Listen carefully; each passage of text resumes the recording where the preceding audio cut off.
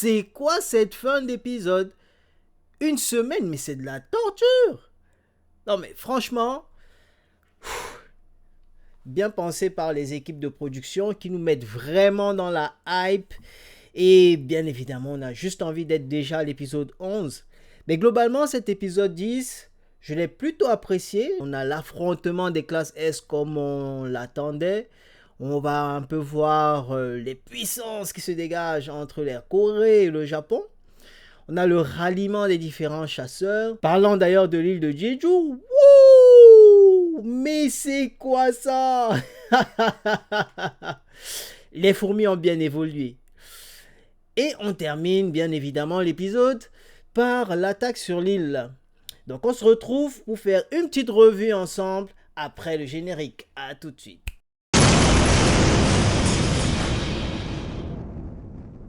Pas mal du coup cette petite baston entre la Corée et le Japon. C'était bien, on apprend un peu sur les différentes forces des classes S. Il y en a qui sont plutôt côté agilité, vitesse. On a des spécialistes d'attaque à distance. Globalement, même un archer, hein, quand on poursuit dans l'épisode. On a des chasseurs de mêlée comme Goto. Généralement, ils aiment bien dans les œuvres mettre toujours un personnage qui est fort, mais qui n'aime pas se battre. Ça c'est bien, c'est un bon point, c'est un petit côté rigolo, j'ai bien apprécié. Et on a Baek, j'aime beaucoup Baek parce que on en apprend un peu plus sur lui, on nous montre sa transformation. Alors je sais pas si c'est la transformation totale. Le mec, il se doute que Jinwo, bien sûr, est un personnage qui a une force qui est en perpétuelle évolution, mais surtout, il comprend que les classes S de la Corée sont vraiment là pour tester en fait les membres de l'équipe de Goto Ryuji. Donc bon point, toujours en réflexion. J'aime bien, c'est pas juste une force brute de la nature. J'apprécie énormément. Voilà, on a l'épisode qui va se solder par une victoire du Japon. Bon, je pense que là, on se doutait un peu. Bon, c'est passé vite fait, mais bon, c'est pas mal. Mais en fait, ici, on voit bien que l'auteur traite vraiment de l'ego de l'être humain. Ils sont forts, ils sont tous forts. Est-ce qu'ils avaient besoin vraiment de se tester? Pas vraiment. Très souvent, certains êtres humains aiment le montrer, aiment le démontrer encore et encore. Et là, d'ailleurs, on entre un peu plus dans la chose, puisque on a, lorsqu'il y a celui qui justement voulait pas se battre, il essaye d'attaquer la chasseuse Chahe en la prenant un peu par surprise. D'ailleurs, elle se défend super bien. Le mec, il perd le contrôle, quoi. Là, c'est une envie meurtrière qu'il a. Et je pense d'ailleurs que c'est cette envie que Jinwo, il a ressentie et il se met à intervenir. Enfin, même pas qu'il se met, il intervient.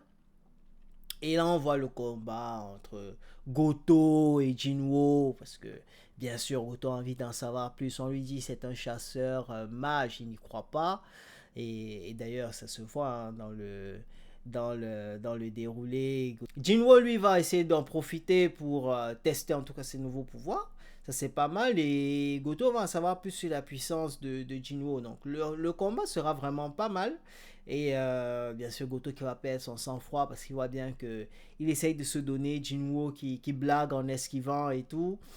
Et tout le monde est bien impatient, hypé parce qu'il veut voir justement la force de frappe de Jinwo, le fameux Jinwo, comment il va se débrouiller contre le classe S le plus fort qui soit dans la salle. Et ça va aller en dégénérant. Bien sûr, parce que chacun d'entre eux, son orgueil étant mis en avant. Ça, c'est un mauvais point pour Jinwo. Il est orgueilleux quand même, notre personnage. Et l'auteur le ressort là. Donc, orgueil côté Jinwo, orgueil côté Goto.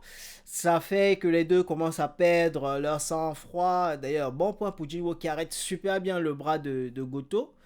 Il aurait perdu d'ailleurs son œil, il le dit. Et par la suite, bim, les mecs qui se lâchent quoi. Peut-être s'ils allaient à fond, ils auraient pu détruire le bâtiment. Ça, c'est ce que je pense. Là, je fais un parallèle un peu avec le père de Jinwo quand il a apparu, quand il s'est battu contre Dongsu. Donc voilà. Les autres classes S interviennent allez, pour faire redescendre la pression, là, les gars. Calmez-vous, on est en mode ami, on a une bataille à faire ensemble. Donc, voilà, retenez-vous.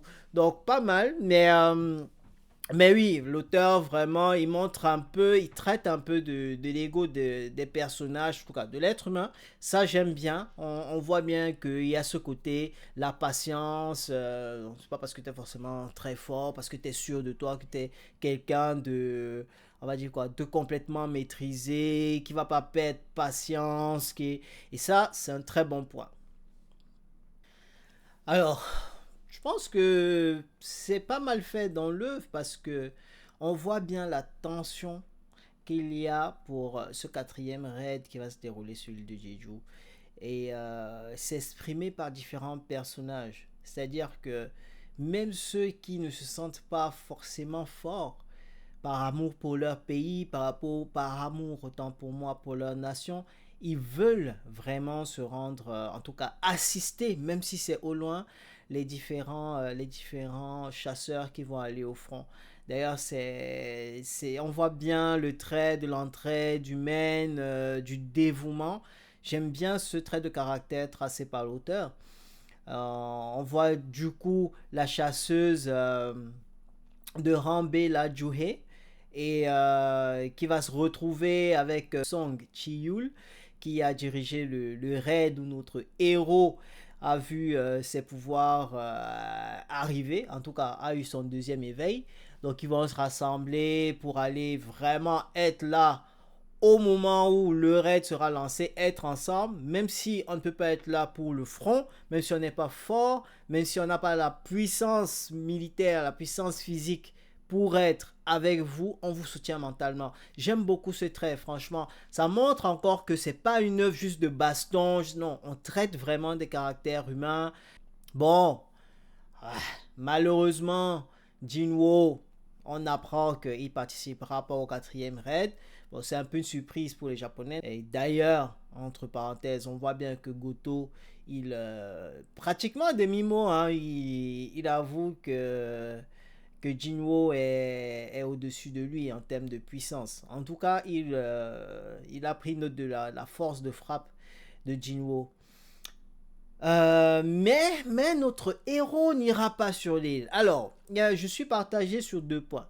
Alors, le premier point, c'est que je le comprends. Voilà, sa mère, elle vient de sortir du coma, hein, il a expliqué, ça fait 4 ans qu'elle n'était pas là, donc il veut profiter de sa famille. Ça, vraiment, je pense que personne ne peut lui en vouloir à ce niveau. Je pense que tout le monde l'aurait fait. Ceci dit, quand même, ça montre aussi le fait que Jinwo peut ne penser qu'à lui. Et ça nous ramène au premier épisode. Quand il était juste avant qu'il ne meure pour revenir à la vie, enfin il n'est pas mort, il a failli mourir, il reprochait justement aux autres chasseurs d'être partis, de l'avoir laissé là, alors que lui aussi il a une famille et tout. Mais ceux qui vont au front, ils ont aussi une famille. Mais c'est pas pour l'honneur de leur pays qu'ils y vont, pour la défense de leur pays. Parce que si eux, ils n'y vont pas, qui va défendre?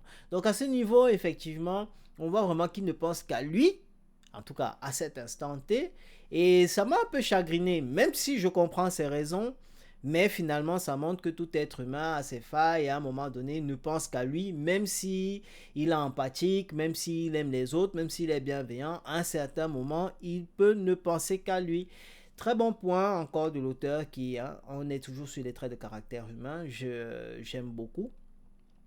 Mais, deuxième bon point du coup pour Jinwo, ce qui fait qu'il passe positivement, c'est que lors de l'affrontement entre les classes S, il a glissé ses ombres. Donc, si quelque chose de négatif se passe, il pourra intervenir. Ça m'a rassuré en tout cas. Je sais pas vous, mais ça m'a rassuré. Surtout quand on voit comment l'épisode s'est terminé.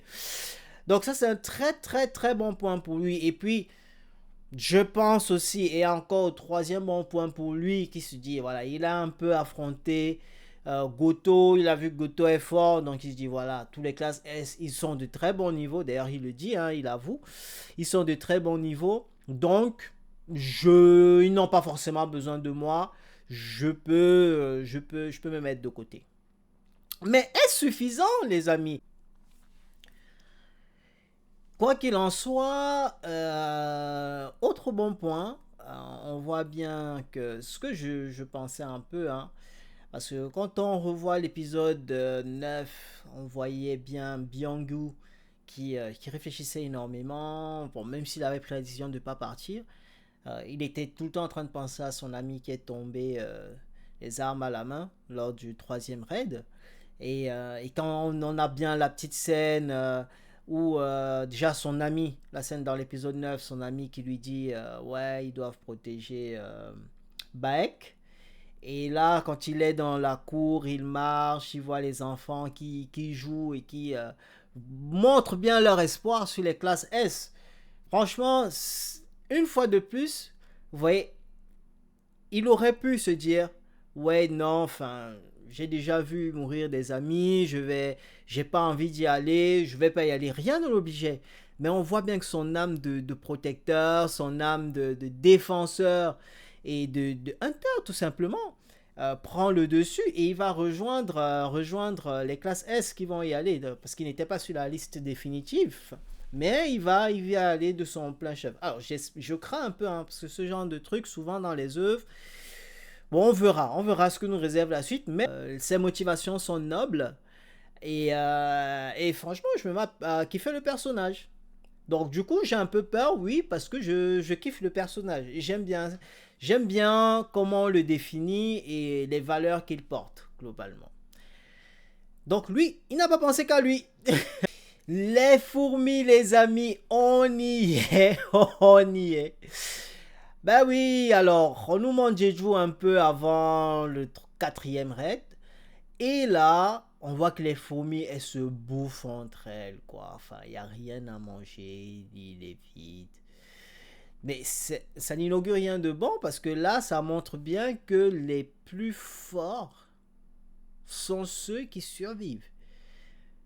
Donc, l'évolution, forcément, elle est oufissime des fourmis. Elle est oufissime parce que même la reine, forcément, à un moment donné, pour manger, qu'est-ce qu'elle fait? Potentiellement, elle mange ses disciples, enfin, les autres fourmis aussi, même si on ne l'a pas montré. Donc, forcément qu'elles évoluent à une vitesse grand V. Surtout, imaginez si elle a mangé des fourmis qui avaient mangé déjà des hunters, enfin des chasseurs et tout. Donc c'est chaud. Le niveau est ultra élevé. Et en plus, enfin, on nous montre la reine. Voilà, elle réclame un descendant puissant qui pourra quitter l'île pour que ses enfants puissent vivre. Donc il conduira les fourmis dans leur survie ailleurs. Bon, elle n'est pas très belle, hein, la reine. Et là, la naissance de celui qui doit assouvir ses désirs. Oh, j'ai eu des frissons là-dessus. J'ai eu des frissons. C'était super bien fait. Mais oui, c'est l'être qui doit être fort, qui doit être puissant, qui doit leader la fourmilière, tout ce qu'attend la reine pour qu'il puisse partir. Et on est sur une île de classe S, les amis. Mais là, c'est plus que les classes S. D'ailleurs, ça se voit quand on voit ce qui s'est passé à la fin. On n'est plus sur du classe S, là. Mais la puissance qu'il a dégagée, comment, quand il sort de l'œuf, son fils. Alors, c'était super beau, j'ai eu des frissons, c'était vraiment super bien fait. Mais comment, à l'aube d'un quatrième raid, on va me dire que l'île, elle n'est pas surveillée. Elle n'est pas surveillée. Pour moi, c'est une limite un peu dans l'histoire. L'île aurait dû être surveillée. Ils auraient dû détecter cette puissance phénoménale qui s'en est dégagée. Mais non, rien. On va faire un quatrième raid. Mais entre-temps, on ne surveille pas les côtes. On ne fait rien, quoi. Donc, bon, je trouve que c'est un peu gros. C'est dommage. Mais bon, ça rajoute aussi du suspense dans le... Et c'est pas mal. Mais je relève quand même un petit point négatif du coup sur cette partie-là. Beaucoup de chasseurs ont décidé de venir prêter main forte, en tout cas pour cette opération. Ça, c'est super. L'entraide humaine face au danger. D'ailleurs, je pense que la Corée aurait beaucoup plus tôt dû demander de l'aide à d'autres pays. Au point, les rangs est-coréens qui vont dans le lit sont dans l'hélico. Et d'ailleurs, c'est quand ils vont monter dans l'hélico qu'on voit Byung-woo qui rejoint la team. Toujours en intrigue face à son ami Baek. J'aime beaucoup leur amitié, franchement. Elle transpire énormément de pureté. Ensuite, on a les 5 grandes flottes qui sont autour de l'île avec les différents chasseurs qui ne vont pas, eux, sur l'île, puisqu'il n'y a que les chasseurs de rang S qui sont sur l'île. Et là, on a les Japonais qui font 4 pôles autour de l'île, mais ils sont déjà dans l'île, bien évidemment. Ils dégagent un mana de fou. D'ailleurs, on voit les fourmis, oh là là, elles sont nombreuses. Oh, ouf, on les voit sortir de leur nid là. Elles vont chercher à manger, quoi. L'équipe de classe S japonaise attire les fourmis. De l'autre côté, on voit quand même qu'il y en a certaines qui se dirigent vers l'hélicoptère des classes S coréens. Et d'ailleurs, ça permet à Choi de se mettre en évidence, de montrer tout son pouvoir, tout son potentiel. Franchement, c'est stylé. Je trouve ces flammes stylées, comment ils les utilisent. Choi et les classes S coréens, eux, ils descendent dans la fourmilière. Et là, c'est Choi qui va permettre de tracer la voie avec ses flammes. Pas de plus, c'est les classes S sont pas juste des brutes de force. Ils réfléchissent et ça me plaît énormément. Chacun à son niveau, quoi. Et Choi, bon point pour lui aussi. Ça, j'ai beaucoup apprécié. Il a vraiment le caractère du leader. Et en plus, il met une belle barrière de protection de flammes pour que les fourmis ne reviennent pas dans le nid. D'ailleurs, en plus de ça, on voit bien le brouillage qui est fait par les équipes japonaises. Donc ça, c'est pas mal. Là, les Coréens qui voient le gros nid, le nid du fils, qui est sorti et tout. On a bien qui se pose des questions et tout, mais c'est sûr, même Baek le rassure. Il tente de le rassurer, mais effectivement, c'est effrayant. C'est effrayant de se dire déjà, étant petite, ce qu'elle faisait. Alors, si une fourmi de cette taille sort de ce nid, c'est dramatique. C'est dramatique pour eux. Et là, l'attaque, la frayeur. Là, on a les classes S japonais qui discutent et puis la tête qui saute. Waouh, j'en ai encore des frissons. Je m'y remets pas, je m'en remets pas. Je m'en remets pas, les amis. Je suis traumatisé par cette partie. Et on doit attendre une semaine. Une semaine pour voir la suite. Mais déjà, est-ce qu'on se rend bien compte du fait que la tête, ces 3 classes S là, aucun d'eux n'a ressenti l'aura de leur adversaire. Aucun. Ils ont perdu leurs camarades, mais comme des blagues, on aurait dit un classe E là. C'est dire la puissance face à laquelle ils font face. Est-ce qu'ils vont vivre? Combien d'entre eux vont vivre? Parce que là, on a déjà une perte en vies humaines. Les autres, est-ce qu'ils vont pouvoir se défendre? S'ils n'ont rien ressenti, ok, bon, on va se dire qu'ils ont été pris par surprise. Mais là, quand on voit l'expression faciale qu'ils ont quand ils perdent leurs camarades d'armes. En tout cas, bon point pour l'animation que j'ai trouvé à la hauteur. Franchement, tout y était, les frissons, le suspense. J'ai vraiment apprécié. Et j'ai envie de vous dire, finalement, c'est qui le chasseur? C'est le fils de la reine? Ou alors, les hunters? Qui est le vrai chasseur?